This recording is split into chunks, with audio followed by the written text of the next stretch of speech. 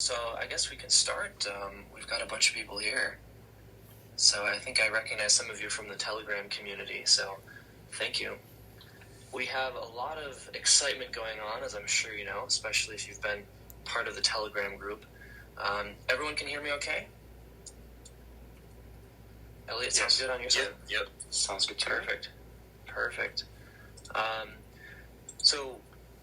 Well, welcome everybody. I mean, we're really coming to you from around the world. We've got team members in Europe, the United States, India, South America, New Zealand. I mean, we're really a distributed team. So good morning, good afternoon, and good evening.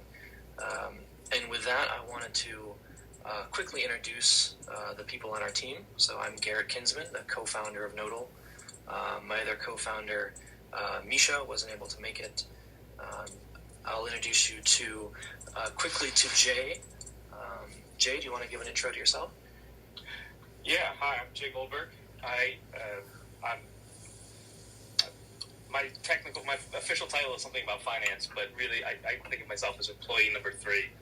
I've been around Nodal for a very long time. I left my cushy corporate gig to come work with Misha and Garrett because I really believe very strongly in what we're building. And I'm excited to be here. And just for some context, I sort of do a little bit of everything non-technical at Nodal. Finance, money, compliance, law, legal stuff.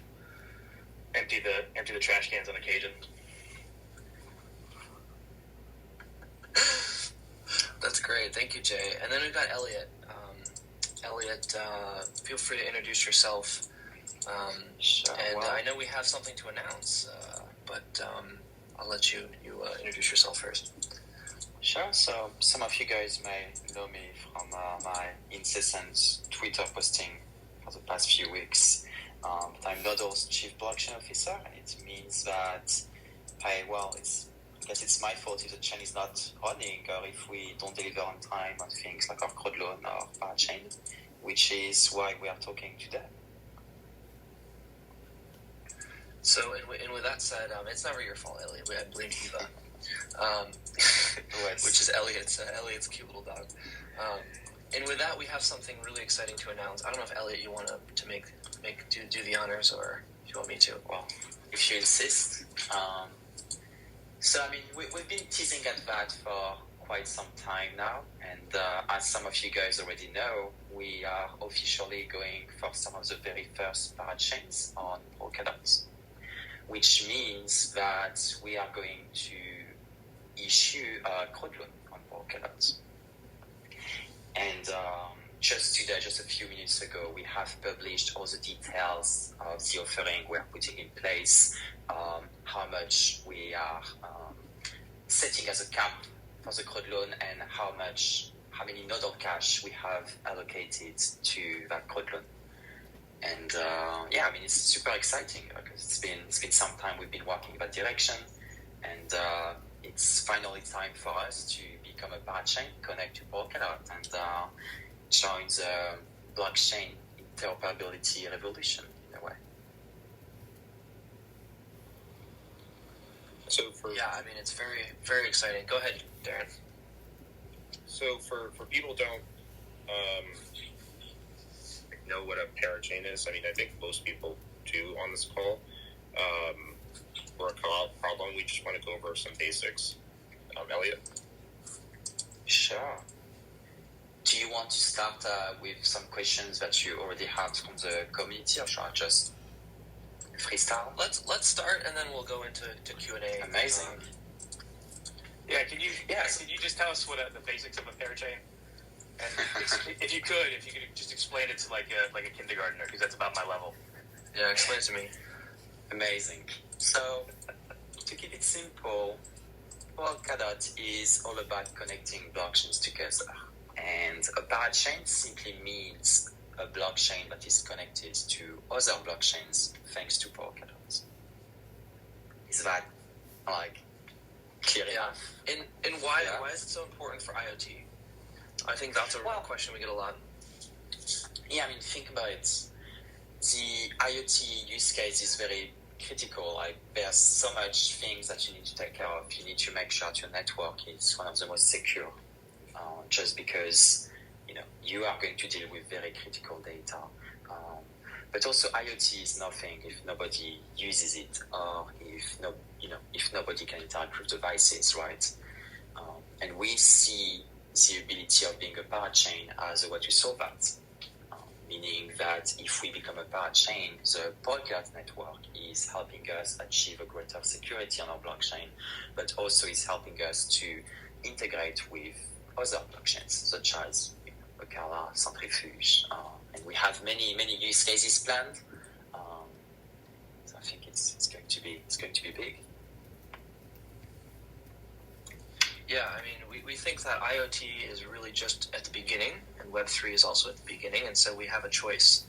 Take the red pill or take the blue pill. Do we want IoT to be centralized and controlled by the largest advertising companies in the world, or do we want it to be decentralized? Do we want all of these trillions of things that are out in the world around us controlled by everyone and controlled by the community? So we think that that's very important.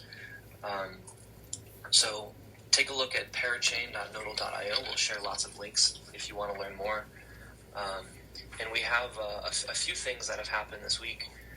Maybe, Eliott, do you want to just share some of the announcements that we've had along the app and some of the excitement that we've had, just to go over what's been happening? Sure. Well, I mean, I think it's for the past week or past 2 weeks, right? But over that time period, we have released what we call Nodle Cash version 3, which introduces a new interface that is made to be just more understandable for you guys, more interactive, also more beautiful, and give more data and statistics in what's happening inside the Nodle Cash app. And we know it's been a big request from you guys, from the community, so it was a very exciting launch as well. On Monday, we have announced and executed on our decision to redenominate Nodle Cash as a way to make it more accessible for everyone, easier to understand and to manipulate. And just today, we are announcing our plans for the crowdloans and pushing lots of content out. We were going to be pushing lots of content out in the next few days as well. We've spent the last few weeks recording educational videos, preparing blog posts, explanations, tutorials. So look forward to that. Correct me if I'm wrong, Garrett, but I believe we will be using the waitlist on parachain.nodle.com to let people know of the new content that is pushed over the next few days. Well, very good. I think with that we can take some questions. I know there's been a lot of activity going on, fixing bugs, all kinds of things. So feel free to raise your hand if you guys want to ask some questions. We just ask that you keep it appropriate, and we can't talk about the price or anything. Everyone's going to ask, when are we going to list? When are we going to list? Just be patient. We can't talk yet about when it's going to list. But stay tuned. We have a lot of announcements coming up. So feel free to raise your hands if anybody wants to ask some questions live. Again, we just ask that you guys keep it appropriate. So go ahead. Feel free to ask any questions. Well, I am seeing some mic requests, so I'll just accept the first one I'm seeing. So Ryan, it's for you.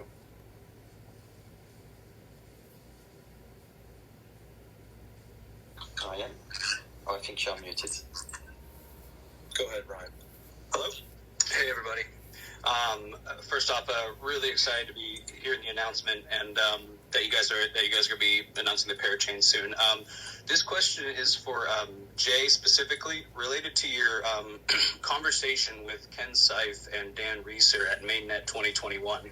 The example of the disruption to the shipping industry really blew my mind, in that using Bluetooth devices that are very inexpensive to tag onto shipments to be able to match with a stable coin and a mesh network to really completely disrupt shipping. I was wondering if you could briefly touch on that, and then is the launching a Parachain a requirement for that to occur, and are there other innovations coming that you would like to talk about?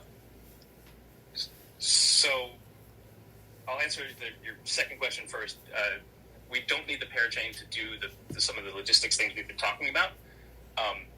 But there's lots of other great things the parachain does bring, and that's your third question. I'll leave that for Eliott. But to go back to your sort of primary question, yeah, like we think logistics, shipping, warehousing, moving stuff around is a really, really interesting use case for us. A lot of times people talk about the Internet of Things, this idea that we're going to connect 100 billion electronic devices to the Internet, and that's cool. Like, obviously we're very big believers in that, but I also think that's just a very, very small part of the opportunity and the puzzle out there, because it's not just low-powered devices that we can connect better than anyone else. It's also essentially no-powered devices, things that don't have power, right? And so one of the things we're looking at now is we're working with a big logistics company, one that you would probably mostly all recognize, and we're talking to them about putting a disposable Bluetooth radio sticker onto a package, right? It's disposable. They're going to be, these things are going to be pretty cheap very soon. And at that point, you can track a package down to really, really fine granularity. And so today, you order something on Amazon and you get the notification that it's shipped, and you can click the link to track your shipment. But it's not really that useful. It says it entered some warehouse and it left some warehouse. But what you really want to know is where is it on the truck and when's it going to get to my house? And the way that the system's set up today, it's mostly using RFID to scan things as they come in and out of the warehouse. Oftentimes just done manually by somebody with not even RFID, just a barcode scanner. With what we're envisioning, the logistics company will be able, the shipping company will be able to use the Nodal network to find these Bluetooth labels on packages as they sort of move through the city. And this will give the logistics company, and more important, sort of the customer, consumers, the ability to know much better where something is. And so you'll know, like, if it's on the other side of, it's 50 miles away, it's not coming soon. But if it's kind of in your neighborhood, you'll be able to know to sort of stick around and wait for it, and should be arriving. And I think that's just sort of like a really easy to understand, really simple, but powerful use case for the things that we can do with the Nodal network. Yeah, and Eliott, I'll just... Go ahead. Oh, go ahead. I was just going to say, I'll add that, like, a lot of these supply chain issues that we're seeing today, like, why can't I get, wood or toilet paper or whatever, a lot of it's because of these inefficiencies, because, like, something ends up in a warehouse, we don't know where it is, it takes some time to find it, or, like, in the LA port, like, all these shipping containers are just, like, piled everywhere, and they, like, don't have a way to organize it. So a lot of these issues just come from not having data. So we think getting these data about just how are things, where are things, can help us solve a lot of these issues. And something that we're really pitching is this idea of programmable assets, because it's not just a location, it's a very small computer that's going to be on all these things. So we can then run apps essentially on a disposable electronic. So it's very interesting. Did you have a follow-on, Ryan? Yeah, no, it's very interesting. And I think, as Jay mentioned, with the unpowered piece of this, I'm assuming then that data points from, like, environmental data, like, so if you're tracking temperature changes, different things like that, that's all part of this gate. That'll all be included too, right? Yeah, I mean, this sounds kind of crazy, but just think about Moore's Law for a second, how much better computing gets. So $1 of computing, every 14 months you get twice as powerful a computer. And there's something called MEMS, which is micro electromechanical systems, which was actually designed for missile guidance in the 80s, but ended up in basically all of our electronics. So everything from accelerometers to, Jay, I think your mic's on, from accelerometers to inertial guidance to sensing gases to radiation to, I mean, you can just look at a list of MEMS, but basically your whole phone and all of the electronics, that's what gives it this magic. And so we're going to see just really insane sensors and in computing, and I'll imagine probably in a few decades we'll see quantum computers in these things. So let's take another question from Legit Marine. Incredible, thank you. Thanks, Ryan. Thanks, Ryan. Yeah, I had a quick question about the redenomination. It reverted today, actually right before this I was checking it out, but it looks like it might be a bug, or was this planned, or are we switching modes? It's a bug. Yeah, I believe there was a regression bug, and we have pushed an update as soon as we detected it, and now it's in the hands of Apple and Google to distribute the update to your phones. Yeah. So we apologize for that. No, that's awesome. I mean, this is great technology in the early stages. I love this stuff, and I'm following it to the T. Thank you. Cool. Thank you. The good news is with the new app, it's much faster. So we were sitting there testing it when we saw the bug. We're like, shoot, there's a bug. And then I'm saying, well, wow, but it's so much faster and smoother. So I think we have another question from ZL1LAC. Go ahead, ZL1LAC, if you like. Yeah. Hello, can you hear me? Yes. Yep. So, I'm just wondering if you guys will have any other ways to collect Nodal cache other than the iOS, Android, Chromebook, and the M1? Actually, yes. Yes. So we are developing more integrations, although they're not yet available. On top of that, obviously there is a crowdloan that we just announced today that would let you collect some Nodal cache early on as you contribute to support us to become a parachain. And on top of that, we are working on various concepts around the missions we introduced previously. If you were one of our early supporters, you may remember them. You want to talk about validators? You want to talk about validators? Oh, that is correct as well. Thank you for reminding me, Jack. On top of that, as soon as we become a parachain, we will be decentralizing our means of producing block on the network, and third parties like you guys could run validators, and if you're able to join the validator peer set, you will be able to get a cut of the Nodal cache fees and mining rewards. I would also add one of the things for me that's most appealing about participating in the Parachain and getting a slot is that it makes integration with all the other Polkadot projects so much easier, and that means we can start coming up with some interesting partnerships with other projects. And this is I don't want to give you false hopes. This is still very very early days for us. First, we got to get the slot. But we brainstormed a few things. I had a few ideas I sort of made up just thinking about it. People we talked to when I was at the Mainnet conference last month. But there's lots of fun combinations once we're in that ecosystem. Once we're able to open it up to other projects, there's some really fun things we can start adding as well. So yeah, thanks for the question. Does anybody else have some other questions? Yeah, I think that's two more speakers that I'm going to add. We have Silver and Alexander.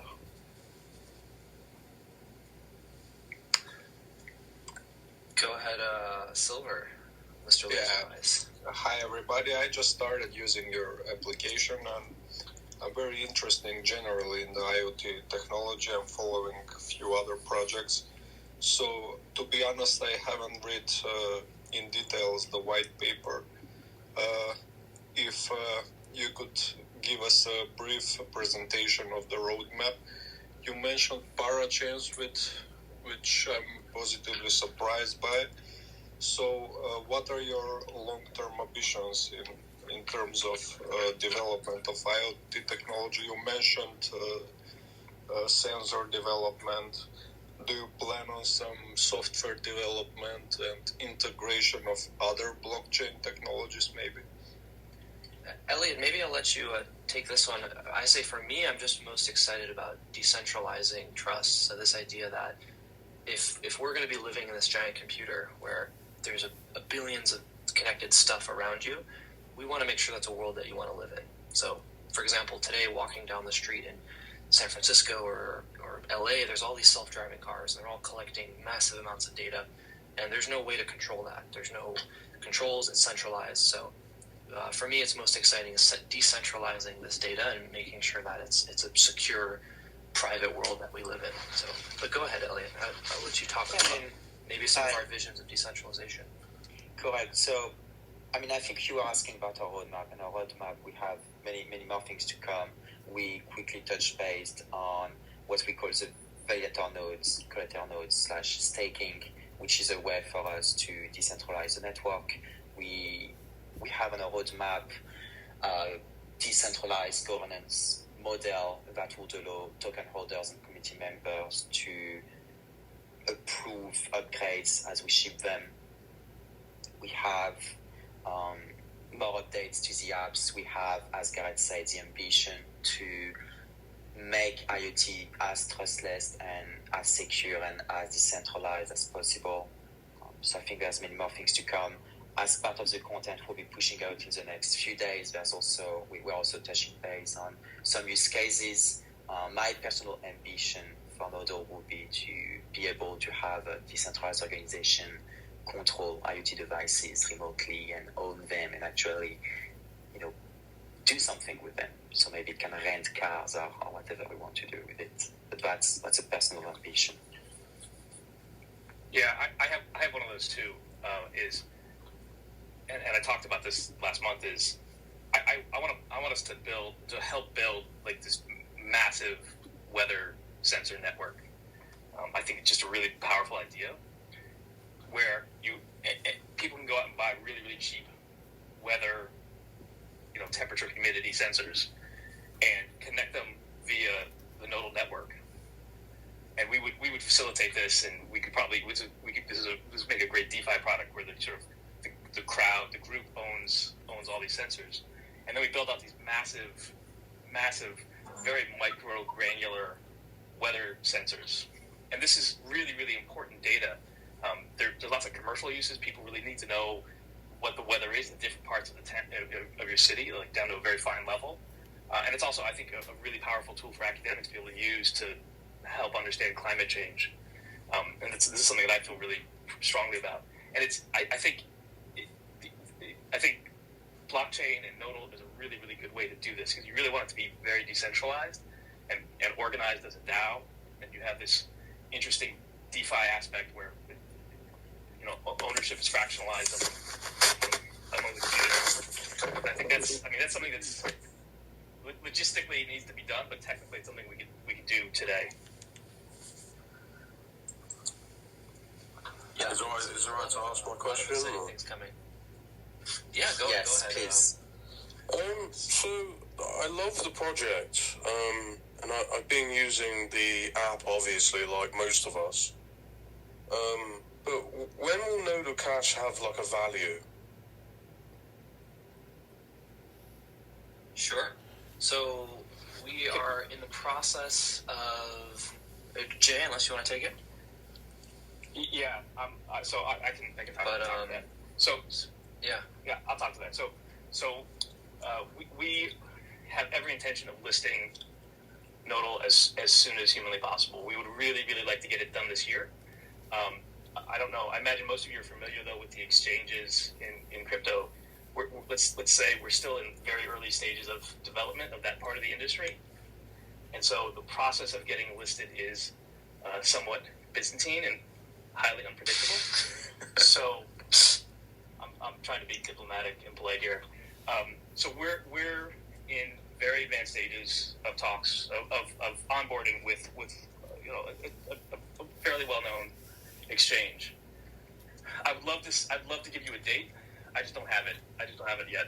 Like I said, I think we can get it done this year. I don't want to promise that. Hopefully that answers your question. Yeah, because just there are a lot of factors here that are beyond our control. But we're working very, very hard to get that listed as soon as possible. Do you know anything like the max supply of Nodle Cash, or? Oh yes, of course. Yeah. We have a maximum supply of post-redenomination 21 billion Nodle Cash. The current circulating supply is around 850 million Nodle Cash. Also, no. It's most of that. Much less. Let me finish. Yeah. Most of that is actually logged in various vesting contracts. So it's actually much smaller than that. Because I know obviously when I had the app running, it seemed like it was taking forever just to get even just like one token. So unless the value becomes, like a great value, which will happen from, speculation and utility, it just doesn't seem worth it. Well, ultimately, go ahead, Jeff. Yeah, I think we're going to say similar things. So, we're trying to build a business around this, and what I mean by that is commercial use cases, things that customers want to buy the coin so that they can use the network and get something that they value. So, like I talked earlier about the logistics company, they would love to know where their packages are. As much as you want to know where your packages are, they really need to know. And so we know there are customers who are willing to pay for this data and pay for the service and of using the network. And so ultimately the value of the coin will reflect the value that we're delivering to customers. And so I think we're in very, very early stages of it, and I obviously can't promise the value is going to go 10x tomorrow. But certainly over the long term, we have really, really solid use cases and customers we can talk to. In the near term, I can say our token supply is really, really tight right now. There's 60% of our tokens are locked up for future mining rewards and validator rewards, and those are going to come on stream very, very slowly. I mean, right now there's less than 100 million tokens. Oh, I'm sorry, less than there's 500 something million tokens that are actually unlocked. The vast majority of the 850 million that Eliott spoke about are locked up. Like the team owns a fair amount of. We all own a fair amount of Nodal, and we can't sell it. We're locked up contractually, and so we really are very, very careful about the tokenomics and we have fixed amount of supply, so it's an inflationary token, and we're very, very careful to we're not just throwing tokens out there wildly. Yeah, and the previous guy. He asked, will there be other ways of mining and providing to the network? Is that going to be like a kind of like a device like Helium has, or? Well, I think we went over that with the previous participant, but we have the validator nodes that will be live soon that will let people earn Nodle cash. And as we just announced today, there will be the Crowdloan as well, which will let you get more Nodle cash as well. So is that like a Nodal specific device, or is that like a? No, we have. So go ahead. Guys. Yeah, I was just gonna say. I mean, we'll have. We're working on a Raspberry Pi implementation, but one of the real benefits of Nodal is that you don't need to buy a box. You don't need custom hardware. Plug it in, figure it out. It just works on your phone, and we think the real benefit is. I think why people ask the question I've just asked is just to have a greater presence on the network, if that makes sense. So, obviously, you can do it on your phone, which is great, because that means it's accessible to most people. But, I mean, a bit like Helium in a way. So, you buy a Helium router, and then you can upgrade your antenna and all this kind of stuff to have a greater coverage. Yeah. Oh, so okay. So let me take that. So one, we believe really, really strongly in the fact that Nodal is a software network, right? And I think that's super powerful because it means you're not dependent on something like a Helium box. I'm not gonna say anything bad about Helium. It's just that their model is very different than ours because you're dependent on the Helium hotspot, and the lead times on that are 20 weeks now. It takes a long time to get those. They're expensive. With Nodal, it really can work on any piece of hardware, right? And so it's whatever you have. And actually, I would encourage you to go into the community in Telegram and on Discord. There's a lot of interesting use cases, a lot of interesting devices people in the community are porting our SDK to, right? So we talked about Raspberry Pi, that's coming soon. We've had people run it on all kinds of laptops. We've had people run it on TVs. And I would encourage you to go to the community because there's actually, I think there's a channel right there, and there's a channel around this, just talking about interesting ways that people are working on strategies to get more, to earn more. I know I personally know a few people who have multiple phones. Like, we all have drawers of old phones around. I know people are running their old Android devices. They have their own personal phone they take with them in the world, and they run a few Android phones at home. And we would encourage people to do that. And we're going to start, we have this missions feature in our app now, and we're going to start populating that pretty soon. And I think that's another avenue, a really good avenue to earn more Nodal. So I think we have a lot of channels here is what I'm getting at. We have a lot of different ways you can do this, and you're not limited to a single type of hardware. And I think that's very powerful. Yeah. So thank you for your question. We even had the CTO of a large major smartphone manufacturer kind of hack the OS so that it mined like really well, and we see this like huge flood of data coming from where their headquarters is, and we thought somebody was hacking us, but it was just the CTO testing our network to see if it could handle the load. So I know we had a few more questions coming through on Twitter about the crowd loan. I don't know if Eliott, you want to talk a bit more about that, and then we can take requests from more people to ask questions. Well, so go ahead. We have Oli as a potential question, so maybe we can take that one and then dive a bit more into the crowd itself. Ali, go ahead, Ali. This is quite confusing. I'm Ollie on Nodal's profile. Halfway through, it asked me to change my password, so I went onto my personal profile. I've changed my password and I've managed to jump back on Nodal. So just to build on what Jay was saying, that within our Discord server we've got a channel, it's called Nodal Developers. Within that channel, it's exactly what the name on the tin really. People can discuss what ideas they've got, and it's like a collaborative effort within the community. It's really great to be a part of, and I'm the community manager as part of that, so it's great to see. And people are welcome. I've just recently sent the Discord link out, so please join us and join our community, because what Nodal Cash is good about is that it's accessible to people in like 154 countries we've got at the moment. So that gives everybody the ability to earn crypto. So literally, they just have to go around there every day. They're connecting with devices. It's all secure because we've got data privacy built into our protocol. It's all secure, and then for people connecting with these devices, they don't have to do no extra effort or anything like that. They're rewarded in Nodle Cash, which is obviously our native currency. So then, obviously, as we grow and we get the parachain, as that becomes successful, then the network effects will begin with Nodal then, and will be in everyone's phones and everyone's pockets. And then, obviously, the use cases will be massive, and also the data subscribers that want this data to make life-saving products and make the world a better place. They'll be after it, and there'll be a massive market for it. So yeah, that's the point. Yeah. Thank you, Ollie. We see a bunch of people have joined, so thanks again for joining. We're really excited to announce our Parachain offering. So again, another question on Twitter about what are the terms for the crowd loan, and then if anyone has any other questions just about the Parachain and why we're doing that, feel free to ask. But yeah, Eliott, what are the terms for the crowd loan? Sure. And what is a crowd loan? Maybe answer what is a crowd loan. Do you want me to reduce what is a crowd loan, maybe? Just 10 seconds. What is a crowd loan? Because I know it's kind of hard to understand. It took me some time to understand it.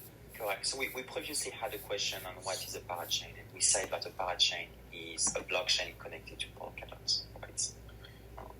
Well, the crowd loan is the best way to become a parachain on Polkadot, just because the number of slots on Polkadot are limited, so typically they require projects to bid for the project. And the crowd loan is a structure to allow community members, team members, and everyone from the .sama community to block or lock their dots in favor of a given project. So we hope that you'll lock some of your dots in favor of the Nodle Parachain as community members of Nodle. In exchange of that, we have allocated up to 850 million Nodle Cash as a reward, which allows us to guarantee a minimum reward of around 20 Nodle Cash for each dot deposited inside the crowdloan. And on top of that, we have a few bonuses. So I'll go over that quickly. Currently we have 2 bonuses in place. The first one being the early bird bonus. So if you were to contribute with your dots in the first 2 weeks of the crowdloan, you would actually receive a 10% top up on whatever reward you end up receiving. And last but not least, I guess we have a referral program in place. So if you refer one friend or many more friends to the crowdloan, both of you would be splitting a 10% reward, meaning 5% for you and 5% for your friends. And we may be announcing more bonus structures over time, but no promises on that. We are going to take it as it goes. Yeah, there's one more really cool thing, but we can't talk about it yet. So we see that a CryptoPunk wearing a mask. Blockchain Barry has asked a question. Go ahead, add as a speaker. I know my co-founder told me to buy a CryptoPunk back in the day for $400, and I said, no, it's dumb. So I've been regretting that. Blockchain Barry, you're ready to ask as soon as you connect. I just see a spinning wheel. Maybe we can have Rick Katz talk while Blockchain Barry is connecting. Do you want to add Rick Eliott? Yeah, I'm adding. There we go, Rick. Yeah, go ahead, Rick. Ask away. Yes, hi. Am I on? Go for it. We can hear you. Yeah, I had 2 questions. How many nodals do you get per every dot on the crowdloan auction? So the minimum reward that we are guaranteeing is 20 Nodle Cash for every dot, and you can increase that if you participate in our bonus programs, and we may grant more over time based on how much we raised out of our cap. Excellent. And a second question is more of a long-term scenario.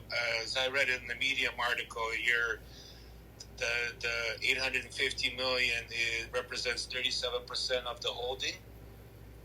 Is that correct? I believe it is 23, but I may be mistaken on the number. It's basically 10% of every token currently issued on the blockchain. Meaning that we give you, we are giving away 10% of the ownership of the network. Okay, so my question actually is, after the lease of 48 weeks is up, how would the Treasury going to be able to go for a second lease based on the amount? So I believe the lease is 96 weeks because we are participating on the Polkadot auctions, not the Kusama auctions. Yeah, sorry, I meant to say 96. Yeah. Everybody, mix them up. It's not, the easiest to deal with. On top of that, there's many ways we can acquire another lease after the 2 years. If you look at other projects, there's a possibility to build a war chest treasury, but some of the fees on the network would be locked in a dedicated treasury so that we can then autonomously bid for a new paraching slot in 2 years. And also, I'm sure we'll be able to announce more strategies on that precise topic in the future. But for now, the way to go will be to either use part of the treasury again, either use part of the fees for that. Yeah, thanks for your question. And ideally, we're really trying to build a real business here. So that's what I'm working on, is just getting real customers to use the network. So ideally, we have real customers using the network. Nodle Cash revenues for the chain to then be used either to build ecosystem projects or to acquire another partial slots. Go ahead, Jonathan CDC. Hello. Hey. Hi. Everyone's listening to me? Yeah, we hear you great. Okay. It's a great honor to be here today. I am a hodl nodler from a long time now. You're from the community. You always pop in and say hello. Yeah. And my question is more about the network itself than related to prices discussion, because I don't like to discuss that. My question is, what is the next milestone for Nodle in terms of connectivity? I mean, right now, you guys are using the cellular network that companies provide, but I want to know what is the next milestone, like Wi-Fi, CBRS, 4G, 5G? Can you give me an explanation? Sure. Thank you for your question. So we're doing something really very interesting if you're from a wireless perspective. The Nodal SDK, which is kind of the core to our business, the Nodle Cash app is essentially just a nice UI around our SDK, is running a very simple virtual machine. And this virtual machine can run any type of applications. And one of the apps, if you say, on this virtual machine is Bluetooth connectivity. So we can then go and talk to the Bluetooth radio and perform functions. But Bluetooth is just an app. So any type of radio that's supported on the phone, we can talk to. So for example, if you have Wi-Fi Direct, the new 802.11 protocols, or LTE radios, so anything that's on the phone, we want to be able to activate. If we look kind of in the long-term perspective, is most radios are moving fully software-defined.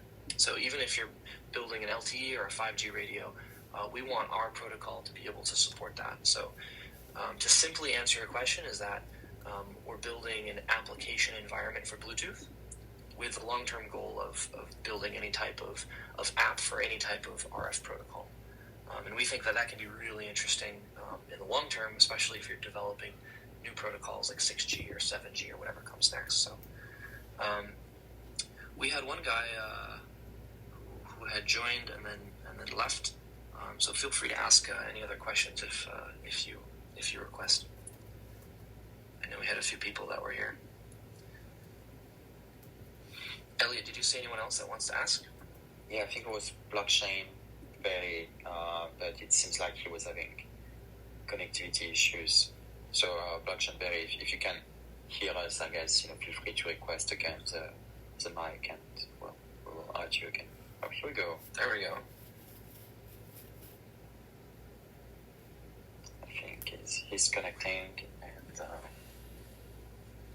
once that is complete, be able to answer the question. I think it's this connectivity issues. Maybe he's using a helium hotspot to connect.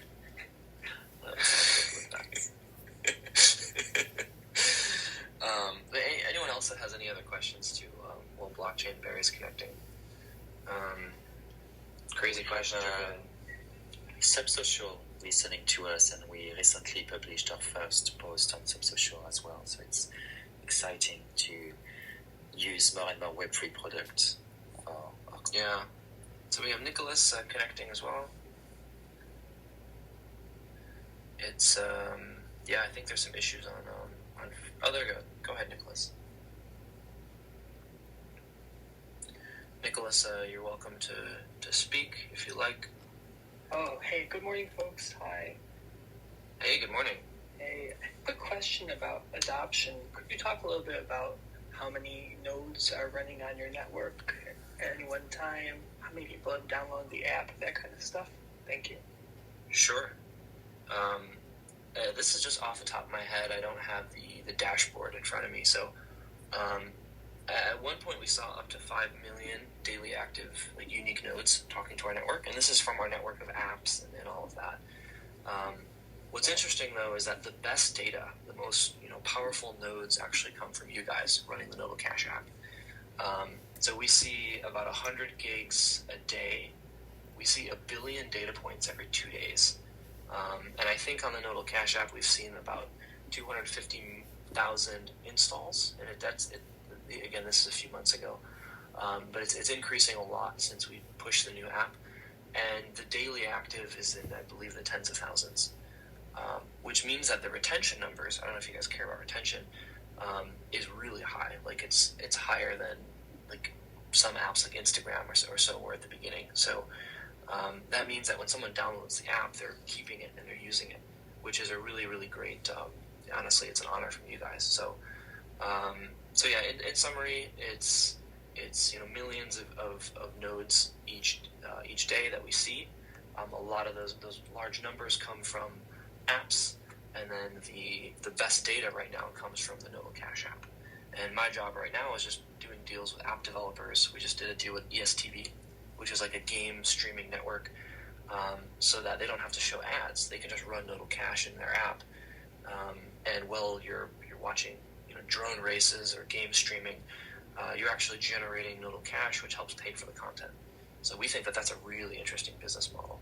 So, Subsocial, why don't you ask your question? And thanks again, Nicholas. I appreciate it. Yeah, hi guys, Alex here. Yeah, so happy to see you on Subsocial finally, like 2 years after. It's never too late. And I cannot say that I totally follow what's happening on your side, because we have plenty of stuff on our side. But I saw this cash thing you're doing. Is it like universal basic income kind of thing?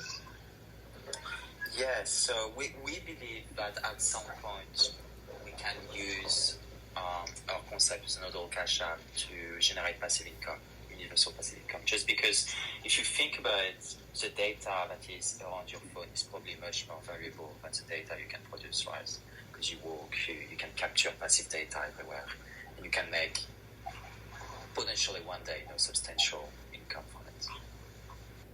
But maybe Garrett, you have more to add to that. Yeah, basically we think that it sounds like yeah, go ahead. Sounds like it could be a good candidate for integration with Subsocial, like social and basic income, and basic income for people, social is for people. Yeah, if you guys have it, Alex, if you have an app, if you have an app, we'd love to run the Nodal SDK in the app. We think that's great. And if any of you guys know app developers, we have a referral program. So if any of your friends run apps, and you think that we need the location and Bluetooth permission, and you think that they can run Nodal, ping us and we have a referral program in place. So. Wait, what is it? What does it mean run Nodal? It should run the whole substrate inside your smartphone? No, it's just it's kind of like a light node, but it's just it becomes a node in our network, like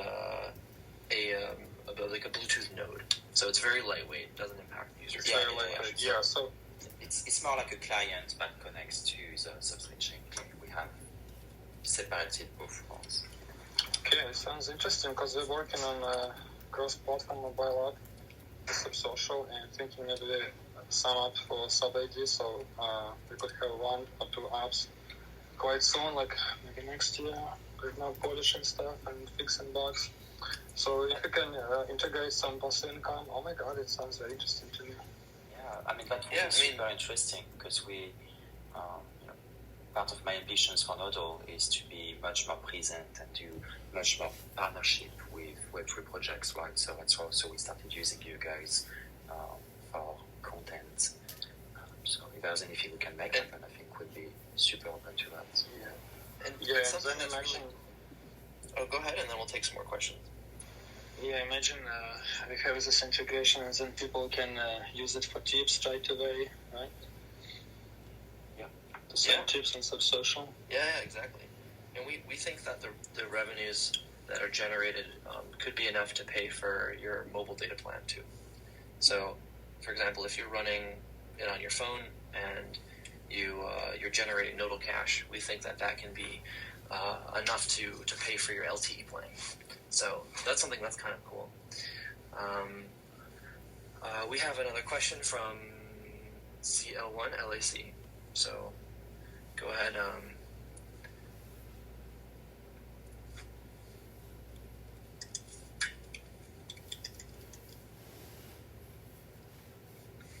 Referred to as validators.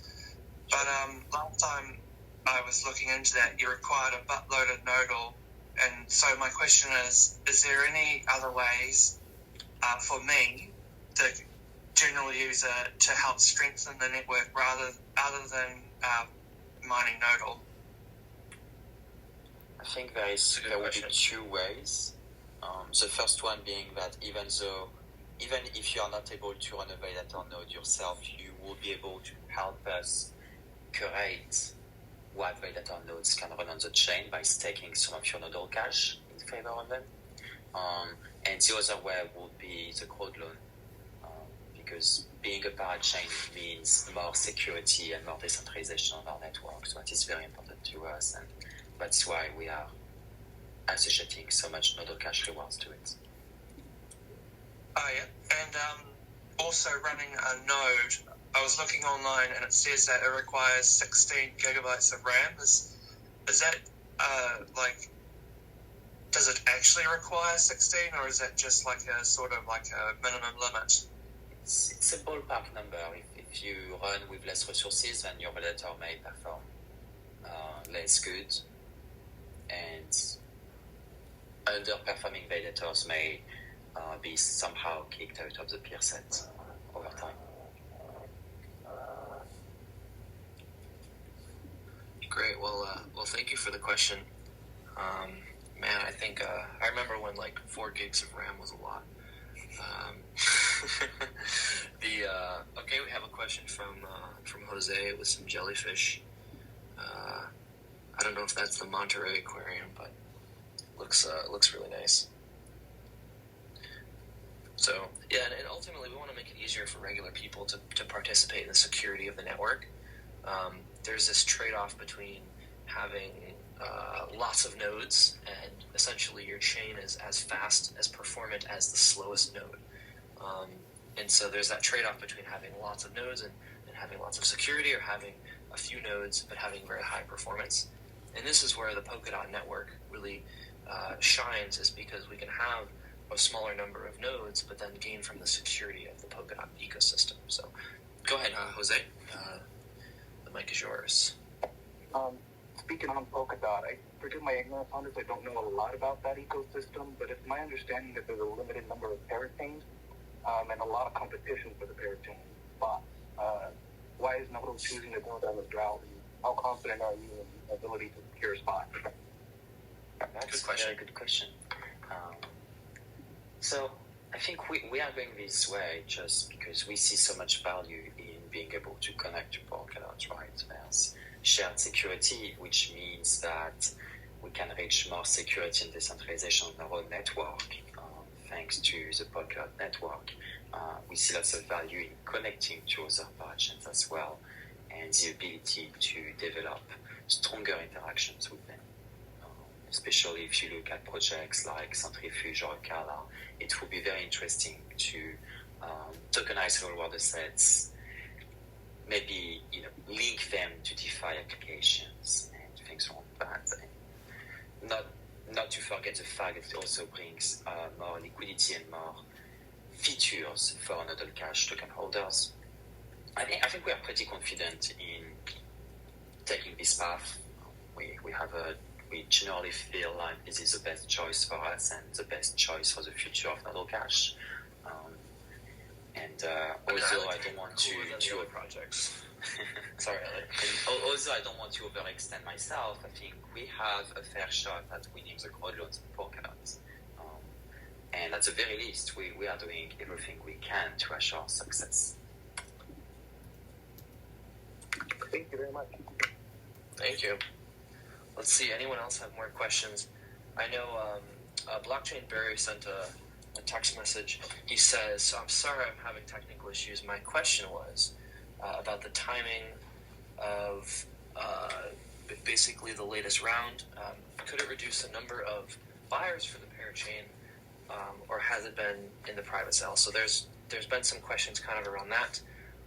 And we just want to say that basically we think that it's a different type of person, and that a lot of people, not a lot of people have dots. I mean, the Polkadot parachain ecosystem is a very small ecosystem, and so we wanted to kind of support both. So, Barry, I don't know if you're listening, but we just wanted to answer your question there. Thank you. let's see, anybody else have some questions? You can tweet them at us, or you can just ask to be a speaker. I know we have a lot of other exciting things coming up, and we can get ready to wrap up this call. So last questions. I'll take one from you again, Jonatas, CDC.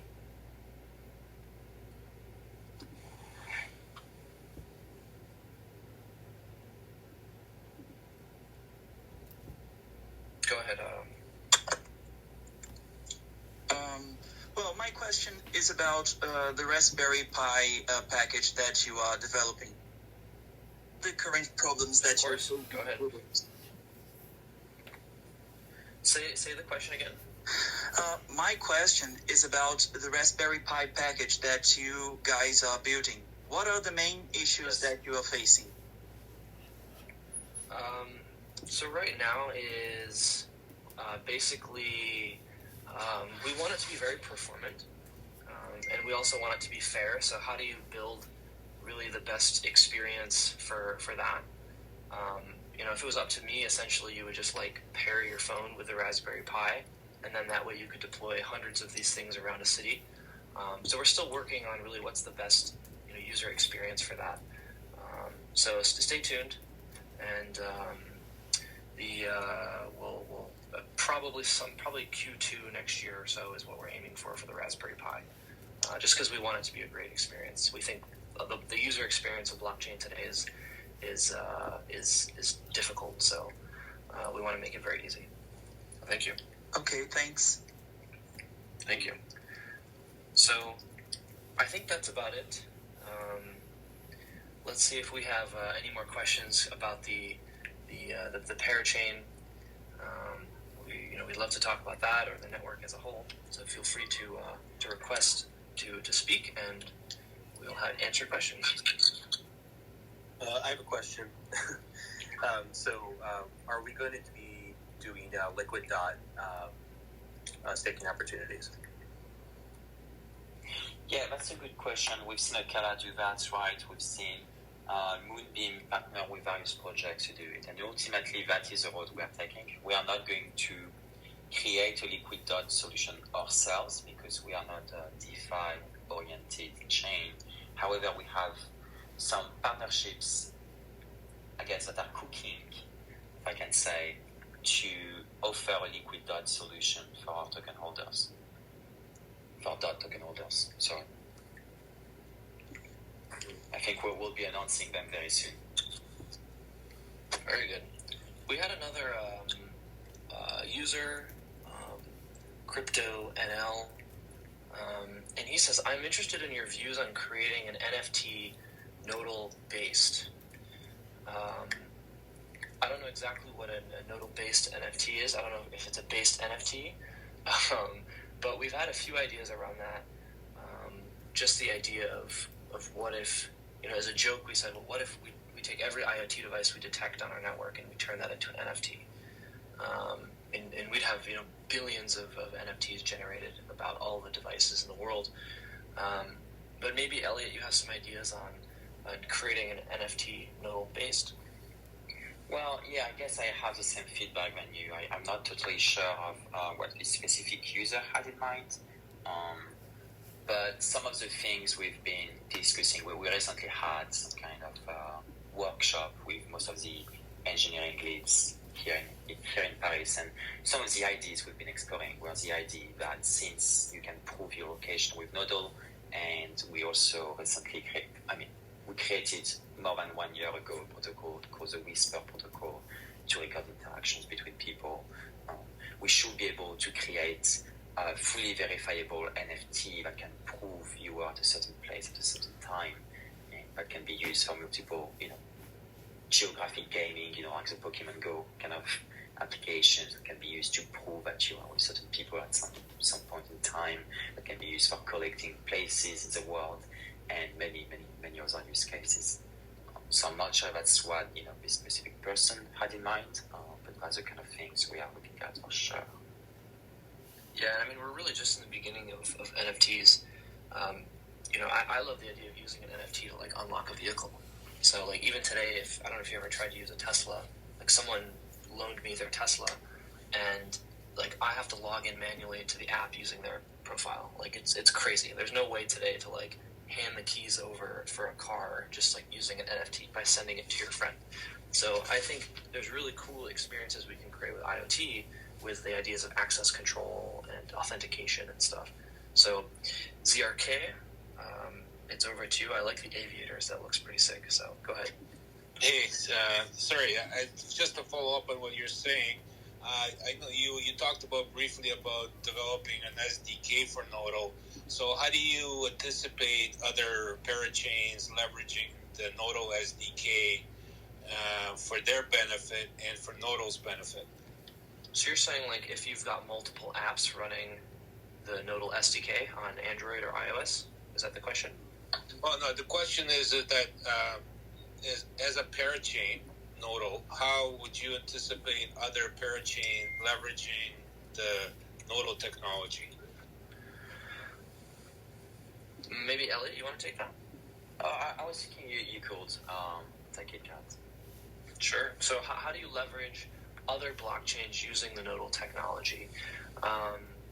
So we think that really cool applications can be built on our chain, on the Nodal chain. And so things like, one example is like IoT devices generating data, and then that data is then sold on a marketplace. And then that uses Akala, and you have these decentralized data ecosystems on Polkadot. So we think that can be really interesting. Go ahead, Eliott. And one use case I'm another big fan of is that we are seeing some parachains that are building various way to tokenize real-world assets or even intangible assets. So there is Centrifuge and DIP, for instance, that should be parachains on Polkadot. And just an example integration just from the top of my mind would be to use such parachains and such products to prove that you own a given asset and then give you access to it via the Nodal network only if you can prove its ownership. Great. So thank you for your question. Thank you. So we have one more SC blockchain FC. Cool. And I think there's a picture of the helium map as your profile. So go ahead, ask your question.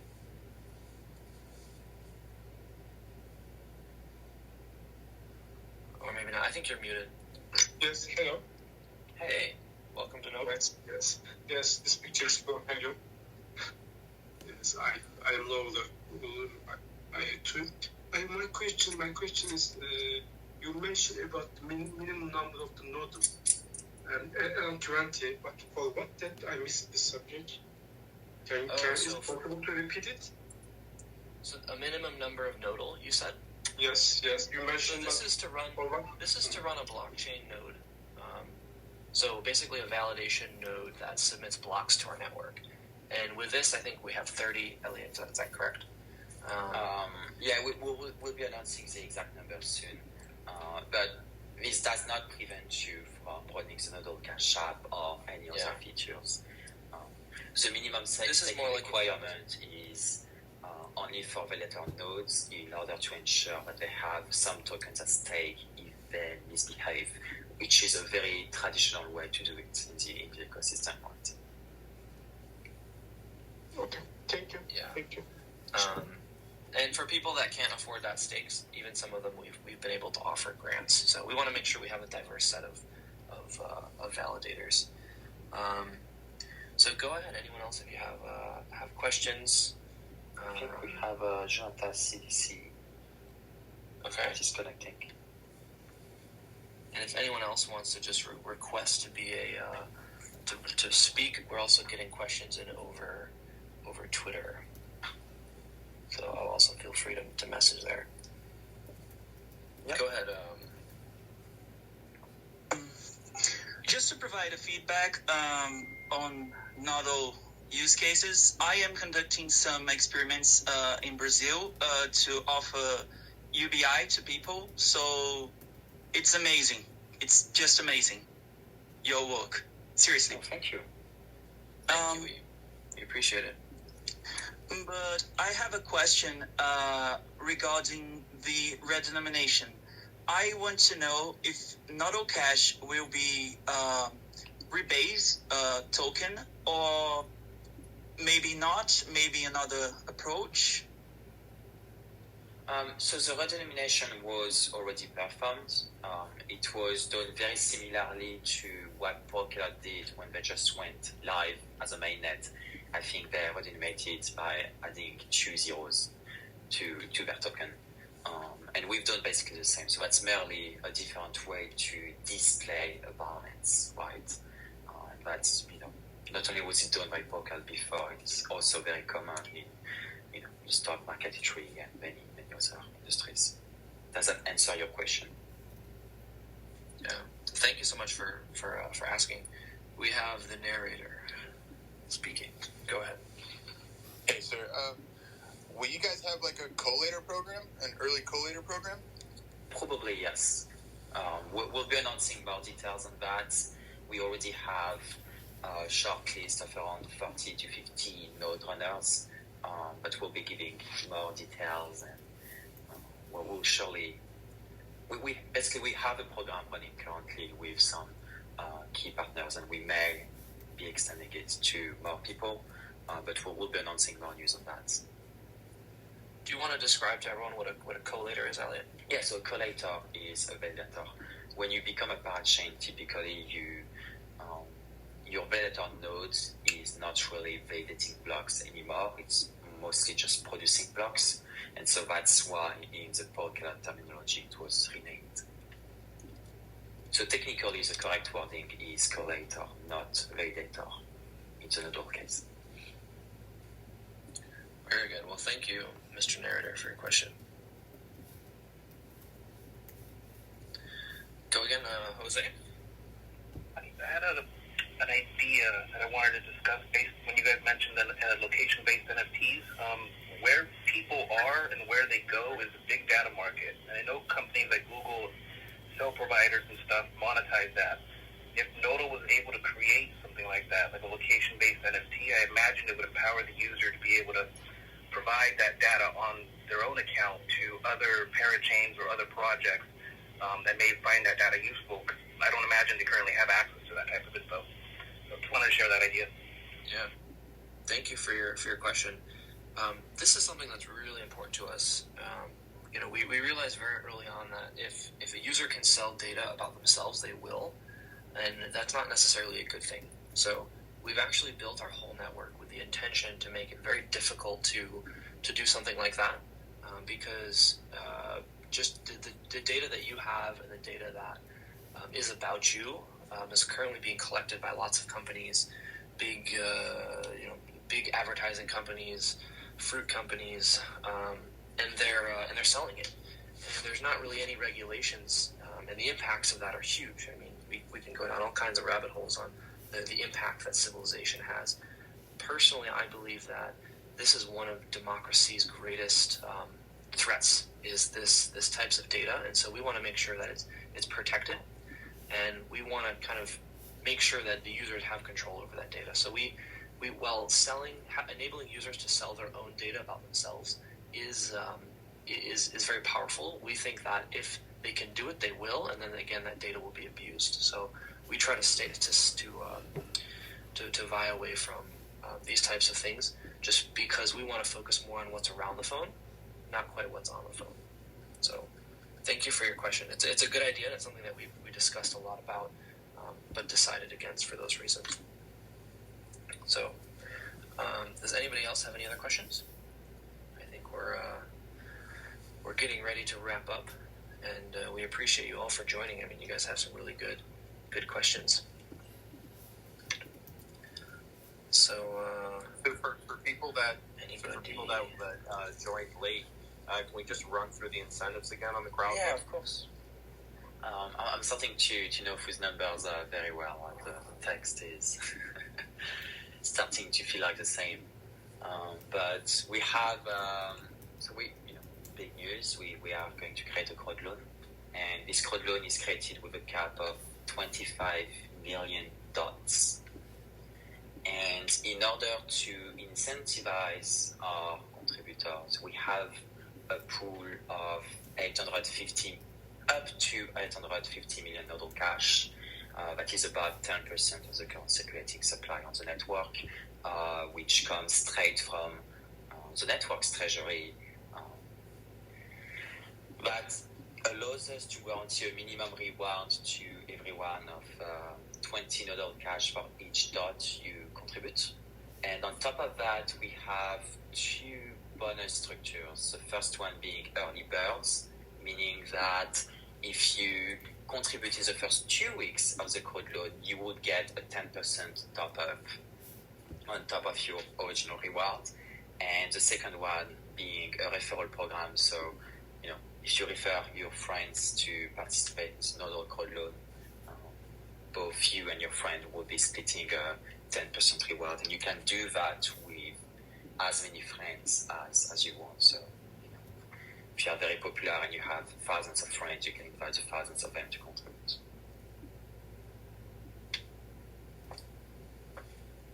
That's great. Anyone have any other questions?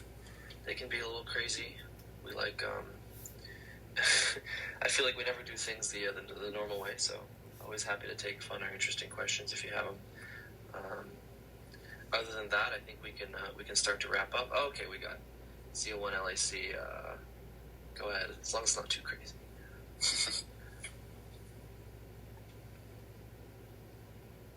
Let's see, connecting. Yeah, I think connectivity issues seem to permeate reality. Go ahead, CO1 LAC. Can you hear me? Yep. Yes. Okay, so you said crazy questions. Well, that opens up a can of worms. You ready for it? No. Go ahead. How confident are you Ledger will approve your Nodal app for its hardware wallet? Good question. Well, I think we are pretty confident in that. As you may have or may not have seen, we have built the app in partnership with a company called Zondag that has done the Ledger apps for Polkadot, Edgeware, and many other Polkadot projects.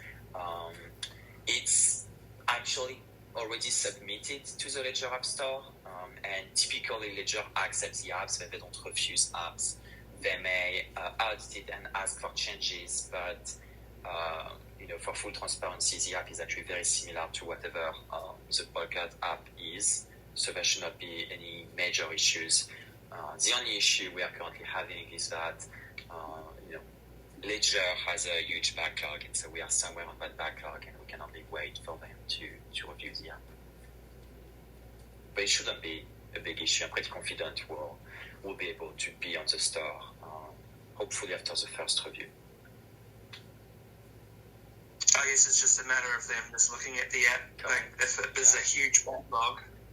Yeah, we got to make sure that we're not trying to backdoor or break into their chip or something. Great. Any other questions from the community? Question from internal.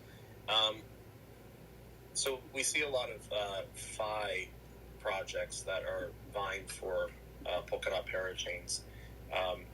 How do we compete against these DeFi projects when... there's only so much room for DeFi projects. It's already a very saturated space. Every day there's a new DeFi project being launched or pushed live. And we believe that the Polkadot ecosystem and community will reserve a special spot for non-DeFi projects. And we've seen that already on Kusama and, probably Polkadot in the next few weeks. There's Manta, for instance, that is doing privacy technologies. There is Fala as well, that is doing privacy and computing. And all of these projects are not DeFi oriented. So we believe there's a fair spot for us, especially for IoT. There's lots of interest around decentralized IoT projects as we speak. So not too concerned about that. At some point people will be bored of seeing yet another DeFi platform as well. And also DeFi is amazing. There's much more than that we can do with a blockchain-based tech. I don't think it's going to be a DeFi. DeFi is great. I mean, even if they're leveraging a crypto, then leveraging that again, then leveraging again, it's all backed by a very highly volatile asset. But we do think that IoT can be a really powerful on-ramp for DeFi, because in the end, we need real use cases on-chain, and these real use cases generate value and are going to generate demand for these types of services. So we think that the idea of DeFi combined with IoT, and especially the data that they generate, can be really interesting. But again, that's probably several years in the future. So I think we were talking about yesterday, I'm not sure if it was you or Jay, about fractional ownership in a fleet of Teslas. Was that Eliott? It's my it's my big. Yeah, let's hear about that. Go ahead, Don. I think I've had enough ride sharing in my life. So Eliott, why don't you describe that one? Well, let's put it simply, right? The Nodal network and the Nodal chain can be used to interact with devices remotely in a fully decentralized manner, right? So it means that an entity on the chain itself could interact with devices of their own, which then means that a DAO being an entity on a chain, a DAO meaning decentralized organization, such DAO would then be able to interact with real-world assets, like a typical example would be a Tesla, because the benefit of doing that for a DAO, it would be similar to people getting together to acquire a fleet of Teslas and then maybe rent them and actually generate profit from that. And that will be done in a fully decentralized and trustless manner, which I don't know about you, but seems very interesting and powerful too. Eliott and I wrote a really interesting post about DeFi, cross-planetary DeFi, and how do you do financial settlements across, a 20-minute lag between Earth and Mars. So these are some things that we love to think about, and extending it into real-world assets is very interesting. So today you've got DeFi backed by God knows what in some cases, but we think having that extend to real-world assets and real-world infrastructure can be very interesting. So for now, we want to be the data layer to enable these things, but in the future, we'd love to be able to run these things on our chain. So that's a good question.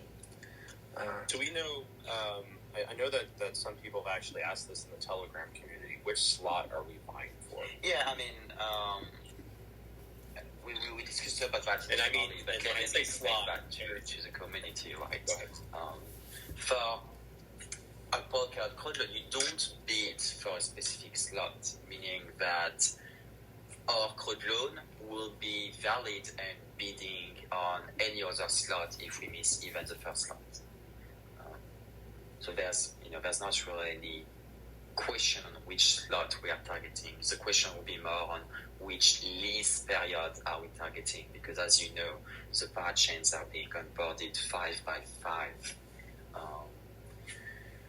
And also we will be announcing more details on that soon.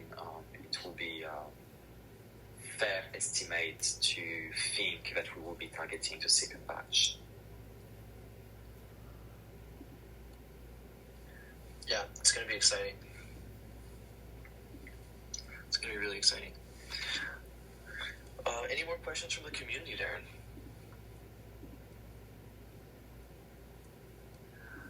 Well, let's see in Telegram. Price. When's the moon? Price. What's the price? Lambo. New member here listening to the AMA right now. One nodal will always be valued to one nodal, right?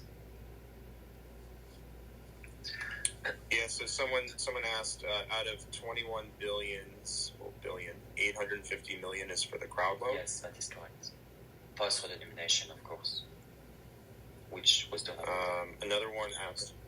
800 million? No, 850. 850. 850. Which is 10%. So I read the crowd... Sorry, I didn't mean to interrupt there. From Kuz, K-U-Z, on Telegram. And I think everybody's in our Telegram community. It's at Nodle Community. I read the crowdfund mail, because we just sent out an email. I understand this will average somewhere between $1 to $2 per nodal. Kind of expensive for a 21 billion supply? Well, then again, we don't know the price of Nodal, and I don't think we will comment on the price of Nodal.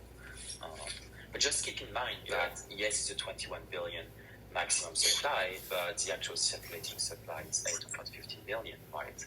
And all the other Nodal cash that are not yet circulating and have yet to be minted, and they will be minted only to users and contributors of the Nodal cash and of the Nodal network, and that will go over for quite a few years, at least a decade.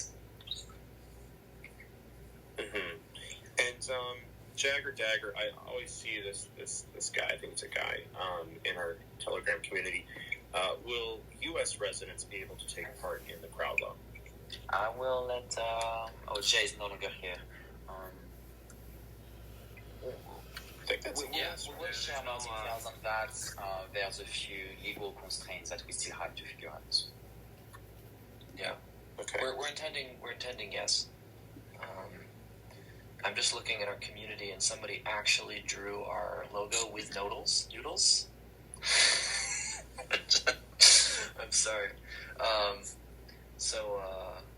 But yeah, stay tuned. I definitely don't. I saw that, and I don't think those are fresh noodles. Well, I'm not eating that. It looks like lots of old ramen. Yeah. But and an I think it's update hilarious. on if we can take people in the U.S. For the loan. It looks like no. Apologize for that. So, but we'll keep you updated with more information on that. So yeah, we are navigating a very interesting and unclear landscape in terms of what U.S. participants crowd can loan is very. No one knows quite yet how to look at a crowd loan. So, great. So, can we explain the 96-week lockup? Yeah, of course. It's not enforced by us, first of all. It's enforced by Polkadot. So typically when you bid on a parachain auction or when you participate in a crowd loan, the dots you deposit are locked for the duration of the parachain lease. Because when you get a parachain slot, that is only for a certain period of time. In that case, that is 2 years or 96 weeks. Meaning that Polkadot will require the dots to be locked for as long as we are on a parachain, meaning the full 96 weeks of our lease. And then Polkadot itself will be unlocking the tokens automatically for the participants. Mm-hmm. I think this is a good question. I know that we're running long, but I think we haven't spoken. We haven't done one of these in over a month, so hopefully we'll just run a few more minutes. And we have a question from the community as well. Someone requested to talk. Oh, go ahead. So we'll am.o. We're going to add you as a speaker. I like the soap bubble films on your profile. It looks pretty cool. Add as a speaker. So once you connect, you're good to go.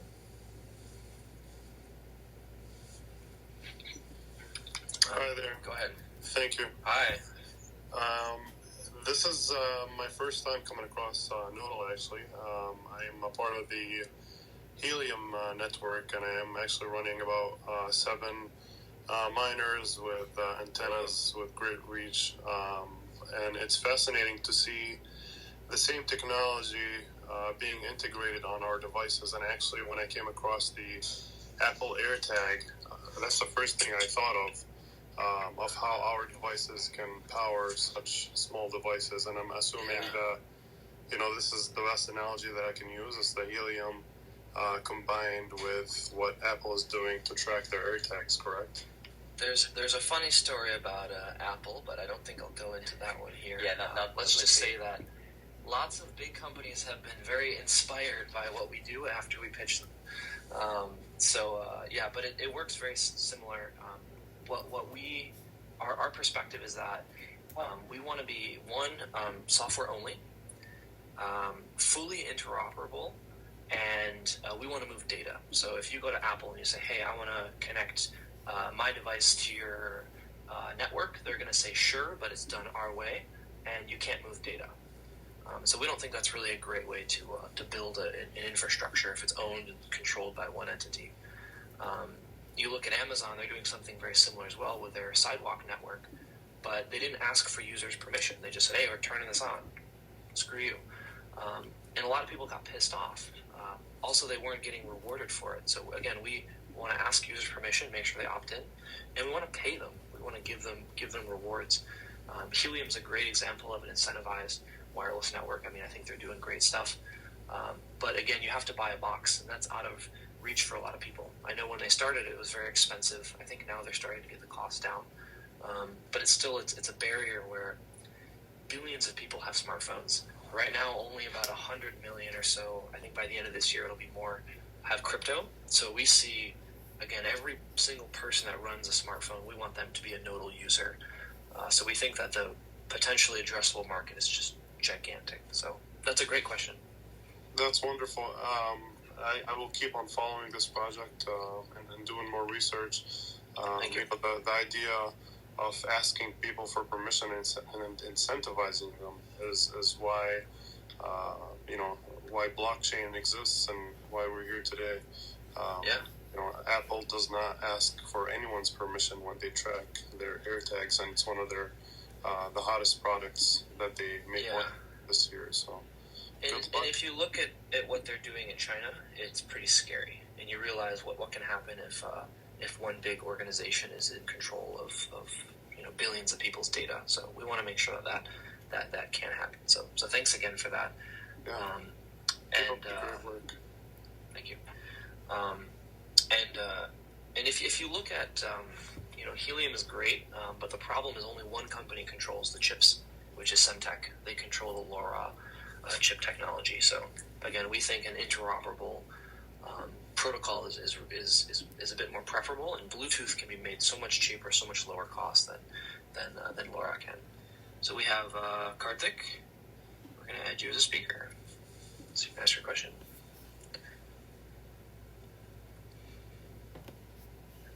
And it's connecting. So yeah, we're is there KYC for the crowd loan? Do we have Sorry, can you repeat that?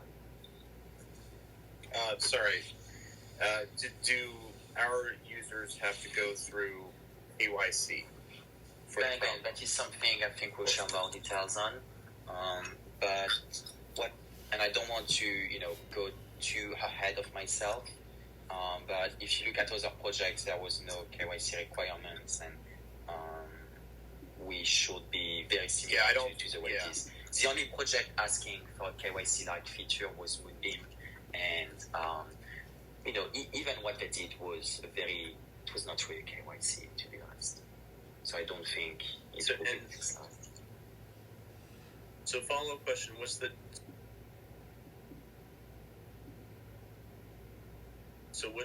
difference between KYC and KFC? That's a good question. I'm not really sure. One tastes better. What's the difference in taste? Chicken, isn't it? It's a dumb joke. No, I like it. I was gonna. One is pleasurable and enjoyable. But yeah. Go ahead, Karthik. The mic is over to you. Yeah, hello all. I already actually posted the question in the group, but the question is not permitted for me in the public group. I don't know why. In the Telegram? Yeah, in the Telegram. It's not a problem. I'm late to the AMA. Anyway, I will ask the question again. Sure. Do you think redenomination affect the listing price? Cause we pre-sellers and the seed sale members expect a $50 listing actually before. But now the token quantity has been 10x, makes me hopeless for the strong listing price and market stability. Can you explain in detail for the token increase? So we can't talk about the price, but I can tell you kind of two things. So one is that we did a bunch of research with a group called the TIE, and we found that a redenomination would have a really strong market sentiment. People would really respond positively to that. But even more importantly, a lot of feedback we were getting from people is that, hey, it's taking me forever to mine one Nodal cash. I'm at 0.001. And people didn't feel really happy about that. Like, I had a lot of people coming to me saying that And we wanted to give everyone the chance to earn at least one Nodal Cash. Again, we want every person with a smartphone. I think there's 3 or 4 billion people now, probably more, with a smartphone.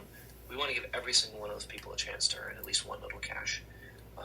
So I can't say anything to the price, but I can say if we achieve our vision of making Nodal one of the most accessible cryptos for everybody, and the result of that is the largest wireless network on Earth, we think that can create a lot of value for the ecosystem. So I would say it should be a very good thing for the ecosystem.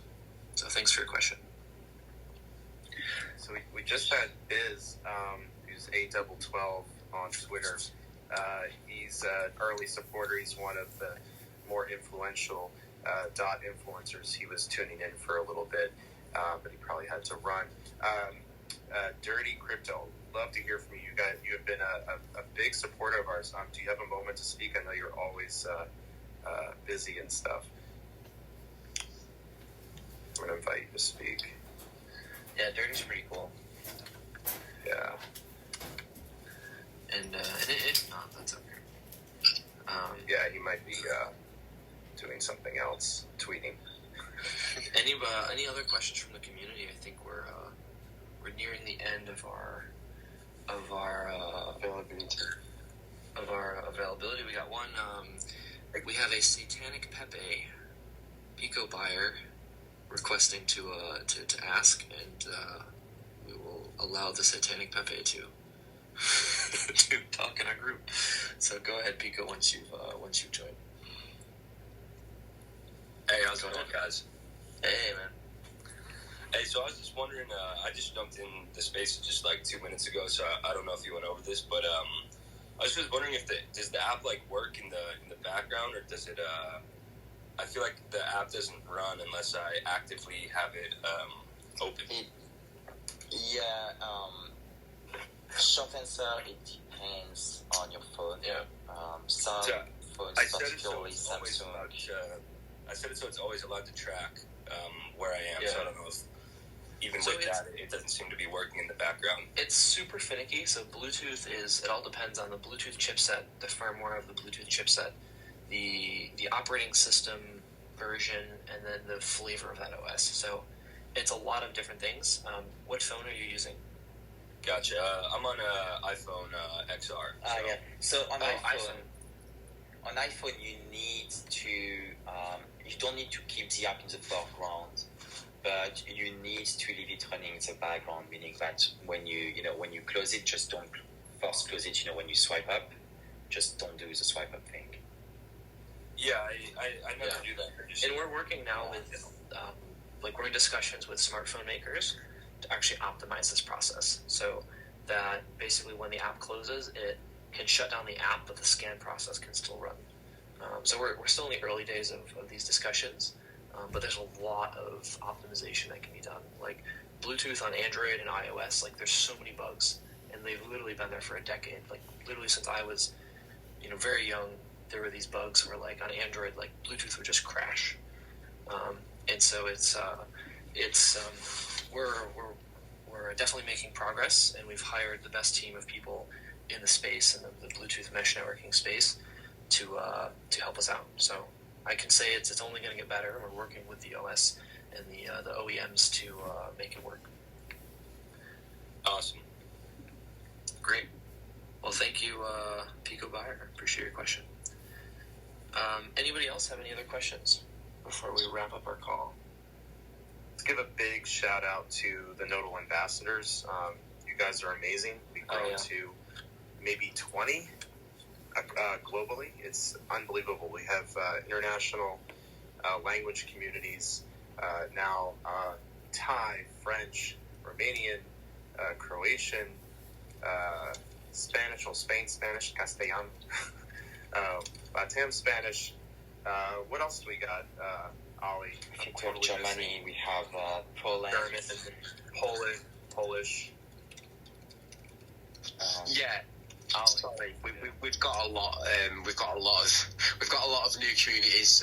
Basically, we want a community that matches the capability of the Citizen Network Nodal. So we've got you can join our Discord and we can talk you through the ambassador process, and we'll vet you through that, and we'll help you to build a community in your local area and spread the Nodle word, because that's what it's all about at the end of the day. Anyway, yeah, that's about it. Great. Well, okay, I think we're gonna wrap it up. Yeah, exactly. So just before we wrap up, I'd like to give a good shout out to everybody involved with the team at Nodle, because it's been an effort of quite some time now to reach that point. So and we could not have done that without everyone. Shout out to Darren as well for organizing the AMA, and big thank you to our community for supporting us. Yeah, and so we'd love for you to check out our new website if you haven't seen it. It was just released in the last week. It's beautiful. It's nodal.com. And if you're not, if you haven't visited our Parachain site, it's parachain.nodal.com. And if you have any questions, you can hit us up on the community. We're always here for that, and just can't talk about price. Great. Thank you, everybody, and have a wonderful day, evening, night, wherever you might be in the world. So appreciate it, and Nodal on.